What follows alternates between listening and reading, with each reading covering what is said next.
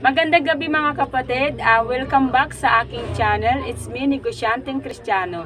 So kung hindi pa po kayo nakakapag-like, share, and subscribe sa aking channel, please click the button below and para po ma-notify kayo sa aking mga susunod na videos. Could you be the one?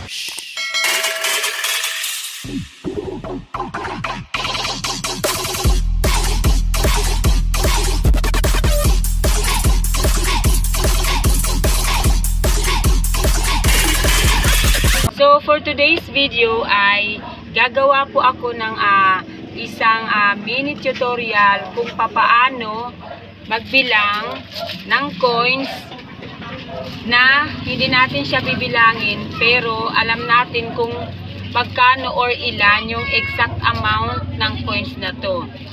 So, paano po ba natin malalaman? Lalo na po kami bilang isang mga negosyante na nagtitinda dito sa palengke at lagi kami nagmamadali sa araw-araw ng aming buhay. So, kapag mayroon pong nagpapacoin sa amin, lalo na kapag kailangan po namin ng mga coins na tagpi piso, tagpa 5 pesos, tagpi 10 pesos.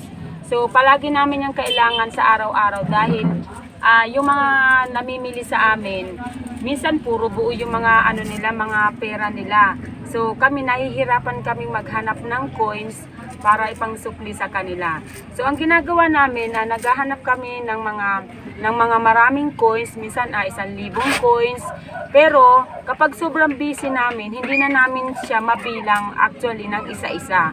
So ngayon, ituturo ko po sa inyo kung paano natin malalaman ang coins na to, kung magkano to ang laman, din natin siya kailangan bilangin. Okay, ito na po mga kapatid ang ating coins. So kung nakikita nyo to, ito ay 100 pesos and this one is 100 also. So hindi na po namin yung binilang, pero alam namin na ang laman niyan ay 100 pesos. So papaanong paraan namin ito malalaman kung ito nasa plastic na ito ay halagang 100 pesos na hindi na namin siya binibilang.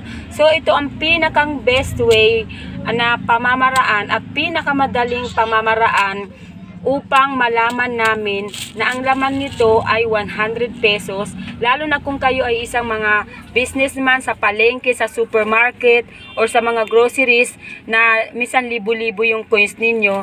So ito po ang pinakang the best way na malalaman ninyo kung ang mga coins na to na nasa plastic ay nasa tamang bilang. Okay, so take a look natin mga kabataan. So ang ginagawa po namin ay ito po. Ayan, charan! So, ayan. Kailangan, tinitimbang namin siya. So, kung nakikita nyo po ang timbangan na yan. So, ito pong timbangan na ito ay nanggagaling po yan sa munisipyo. Meron po yan selyo na lagi po nilang chinecheck kung yan po ay tama. So, dito po natin malalaman sa timbangan na to kung paano natin malalaman itong coins na to na 100 pesos ang laman niyan. Kasi po, yan po ang aming technique na hindi na namin kailangan bilangin ang coins na to para maging 100 pesos po yan dahil sa kami ay marami pong ginagawa. Okay, timbangin na po natin mga kapatid.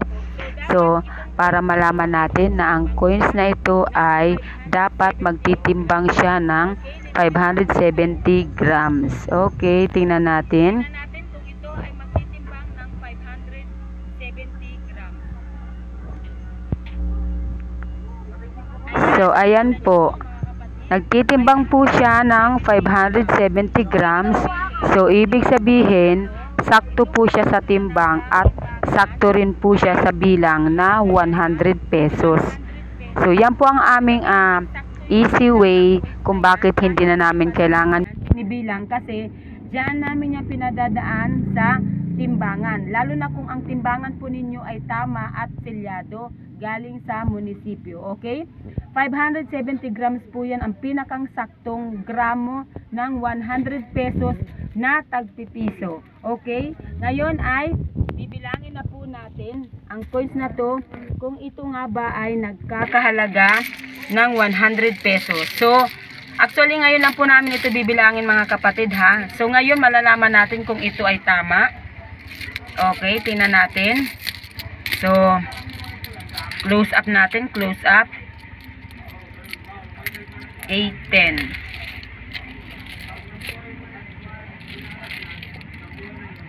2, 4, 6, 8, 10. So, tingnan nyo pong mabuti yan mga kapatid ha. Tingnan nyo pong mabuti yan kung ito ay 100 pesos. Kasi sa totoo lang ngayon pa lang po namin ito bibilangin. 6, 8, 10. Kasi kanina pa lang po namin ito pina-coins. Marami po yan.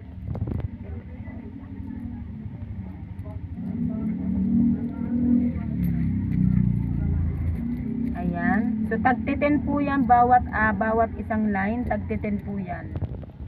6, 8, 10. 2, 4, 6, 8, 10. 2, 4, 6, 8, 10. Lalo na po kung kayo ay busy at gusto nyo ng maraming coins. 6, 8, 10. Ganito po ang gawin ninyo. Padaanin nyo po sa timbangan ang lahat ng coins. 4, 6, 8, 10. Para po malaman nyo kung eksakto po talaga yung bilang ng coins na yun. Kasi minsan po, mahirap po magbilang ng mga coins, lalo na po kung tagpipiso, di ba? 2, 4, 6, 8, 10. Okay. So, ayan, nakikita nyo po yan. Kita nyo yan mga kapatid, oh. Ngayon, tingnan nyo pong mabuti. 10, 20, 30, 40, 50, 60, 70, 80, 90, 100. Okay. So, yan po ang ibig sabihin, eksakto yung bilang ng coins na yon na nasa plastic. So, kailangan tagpipiso siya. Iba po yung tagpa 5 pesos. So, iba rin ang timbang nun. So, ito po yung tagpipiso lahat. Wala siyang halo na tagpa 5 at tagti-10. Pure siya na tag 1 peso. So, yan po ang tamang amount or bilang ng 100 pesos. Kailangan magtimbang siya ng 570 grams. Kailangan magtimbang siya ng 570 grams para malaman nyo na ang coins na yan na nasa plastic ay halagang 100. So, ito po yun. Ito na po yung binilang natin kanina, yung tinimbang natin kanina na 570 grams. So, ibig sabihin, sakto po yung bilang ng coins na yan. Kahit ngayon pa lang po namin yan binilang, ibig sabihin po, sakto yan. Okay mga kapatid, maraming salamat po sa inyong panonood. Isa na naman pong munting kaalaman na nanggagaling sa inyong negosyanteng Kristiyano. So yan po ang aking tips para sa inyo, lalo na po sa mga businessman, mga businesswoman na katulad namin. So yan po ang pinakang easy way na pagbibilang ng mga coins na pipiso. Padaanin nyo po yan sa timbangan para hindi na po kayo magkaroon ng effort sa pagbibilang ng isa-isa. So, maraming salamat po muli. Please like, share, and subscribe dito sa aking channel. It's me, Negosyante Kristiyano. Bye-bye po and God bless. See you again sa aking mga susunod na vlogs. God bless!